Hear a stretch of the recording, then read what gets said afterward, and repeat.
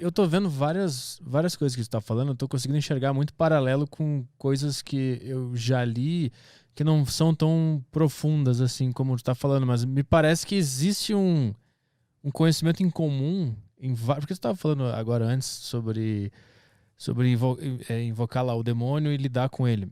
Venho aqui na Deriva um hipnoterapeuta, que é o Bruno Prado, e dentro da hipnose, ele trata as pessoas, ele faz tratamento, né? E dentro da hipnose, ele faz tu encontrar esses traumas, esses problemas. E ele falou uma coisa legal, ele falou, não importa se é verdade ou mentira.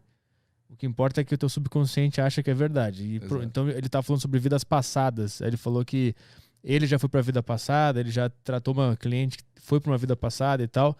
Mas ele falava, cara, não importa se aquilo é verdade ou mentira. Importa que tá no subconsciente daquela pessoa e ela conseguiu tratar aquilo a partir daquela sensação. E isso parece que em todos os conhecimentos... Cara, tem coisa tipo... Os Segredos da Mente Milionária, um livro que fala quase tudo isso que você está falando. Parece que esse conhecimento ele tá em tudo, mas meio que ninguém sacou ainda. O pessoal tá achando que é brincadeira. Cara, mas sabe o que é? Lembra que eu falei que a magia ela começou quando as pessoas começaram a divulgar conhecimento entre elas e formaram as ordens secretas? Uhum. Essas ordens secretas, elas sempre existiram. Embora talvez hoje não existam as que foram iniciadas lá na Pérsia, mas elas sempre existiram. E muitas personalidades fizeram parte de ordens assim. O Isaac Newton, por exemplo, que é o pica grossa da física do século, né, dos séculos anteriores aí, da ciência, o Principia dele, que é o livro básico, que ele vai discutir as leis da gravidade, o cara era maçom. E ele flertou com Rosa Cruz, ele flertou com o hermetismo.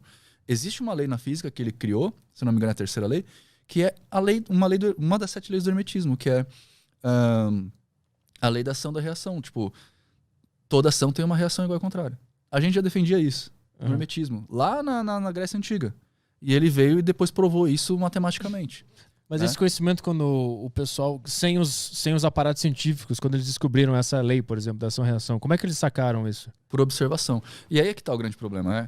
É assim, todo mundo, hoje em dia, tem uma galera, na verdade não é todo mundo, tem uma galera que fica tentando falar assim, o Nino, sei lá, fez um cara incorporar um demônio, mas isso não é científico, isso não sei o quê.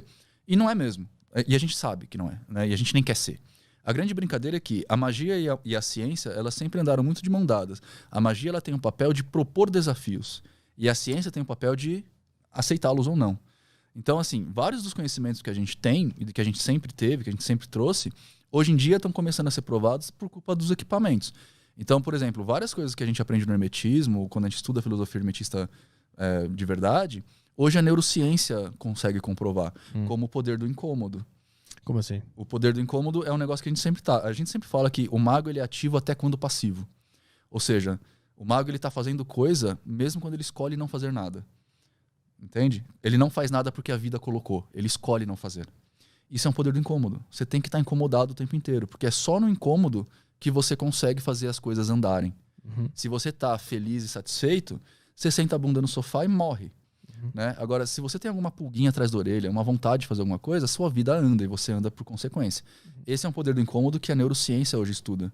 Né? O Drauzio Varela, por exemplo, tem vários vídeos a respeito. E isso a gente defende desde, sei lá, de antes da Idade Média acontecer. Só que assim, como a gente está numa espécie de vanguarda, né? A gente não, porque eu sou só um cara ali, mas os grandes magos, como eles estão num processo de vanguarda, também há a possibilidade de falar muita coisa errada. Né? Porque eles estão sugerindo coisas novas. Quando a gente sugere coisas novas, há a possibilidade de se errar. Assim como os filósofos erraram. Né? O Platão é o grande cara do pensamento de todos os tempos do universo, do mundo.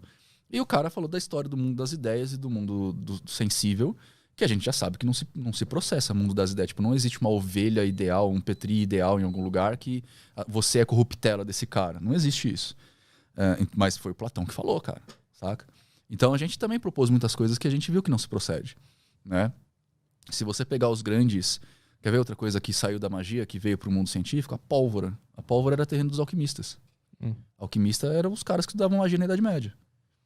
Né? Os alquimistas eles pegavam metalurgia, química, biologia, a cabalá, artes místicas e tentavam misturar tudo isso daí com vontade de fazer vida artificial, o elixir da longa vida, que é a tal da pedra filosofal, e transformar chumbo em ouro, né? Por causa disso ele aprendeu esses processos. Hoje em dia a gente sabe que não dá para fazer transformar chumbo em ouro, a não ser que você tenha uma potência energética muito gigante que não compensa. A vida artificial a gente não quer fazer porque a gente tem processos éticos e morais envolvidos, óbvio, né? E também a gente sabe que o processo de fazer a pedra filosofal em si não existe, de fazer o elixir da longa vida, mas hoje a gente vive 3 vezes mais do que a gente vivia na época que eles tentavam achar esse elixir.